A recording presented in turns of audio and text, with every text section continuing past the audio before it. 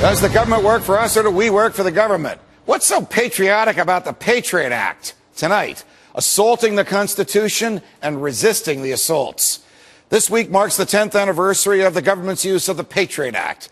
This hateful law, enacted in the aftermath of 9/11 with no debate in the House of Representatives and having been read by just 2 senators before all 100 voted on it, profoundly and directly assaults the freedom of speech, the right to privacy, and the Constitution itself. First, a little history.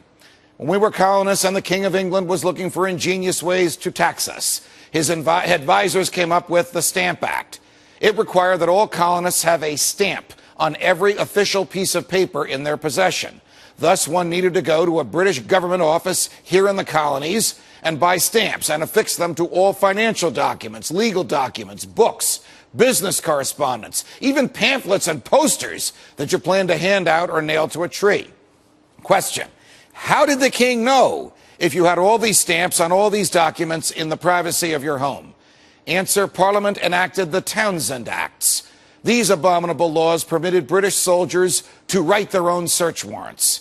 Thus, it was not uncommon for soldiers to knock on the door of a home and hand the occupant a piece of paper on which they had authorized themselves to enter the home, ostensibly to look for the stamps.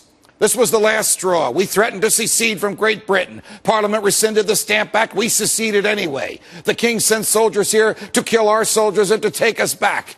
We fought the revolution and we won. We wrote a constitution, and to it we added the 4th Amendment.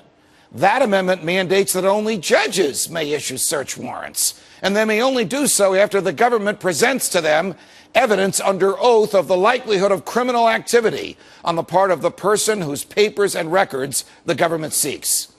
You see, the framers, when they wrote the Constitution, were sick and tired of big government. And they wrote the Constitution to assure that no American government could do to Americans what the king had done to the colonists. Fast forward to 2001, and along came the Patriot Act. Incredibly, it permits federal agents, from FBI agents to Cousin Janet's goons, to write their own search warrants, bypassing the requirements of the 4th Amendment to the Constitution. And what is equally as offensive, the same Patriot Act makes it a felony for the recipient of a search warrant to tell anyone about it. So under this law, when a federal agent hands you a self-written search warrant, you cannot tell your priest in confession, your spouse in the bedroom, your lawyer in confidence. You can't even tell a federal judge in a public courtroom that federal agents came calling.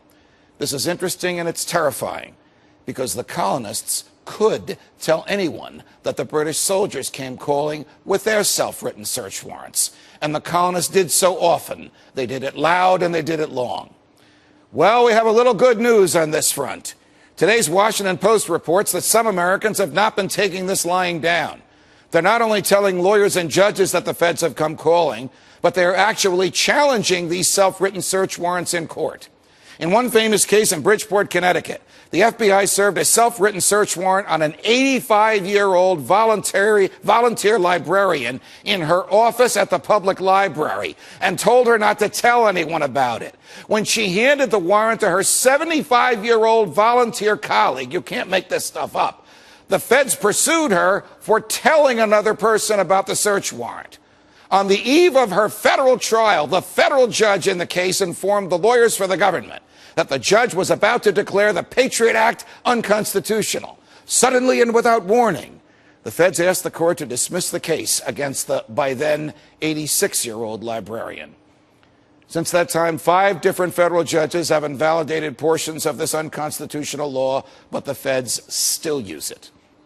In my new book, It is Dangerous to Be Right When the Government is Wrong, I make the case that an unjust law is no law at all. Surely a law that contradicts your natural right to privacy and your right to speak the truth is an unjust law. In my book, you'll see a parade of horribles with which the government has assaulted your freedoms, and you'll see what you can do about it. Here's a question for you from the book. Do we have the obligation to obey unjust laws? Check out It is Dangerous to Be Right When the Government is Wrong for the answer. From New York, defending freedom, everybody